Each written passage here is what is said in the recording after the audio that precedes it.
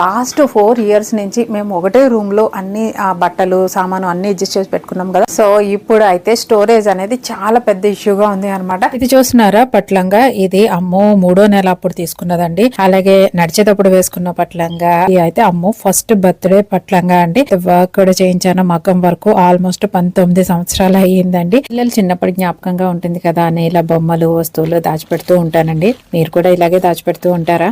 అయితే మీకు ఈ వీడియో హెల్ప్ అవుతుందండి. ఇలాంటి వస్తువులన్నింటినీ జాగ్రత్త చేయడం అనేది ఇప్పుడు నా ముందున్న టాస్క్ అన్నమాట. స్టోరేజ్ తక్కువ ఉండాలి, అట్లాగే అన్ని సేఫ్ గా ఉండాలి. అందుకోసమని నేను అమెజాన్ నుంచి ఈ స్మార్ట్ సేవర్ బ్యాగ్స్ అయితే తెప్పించానండి. ఇవి డిఫరెంట్ సైజెస్ లో కూడా దొరుకుతాయి అనమాట.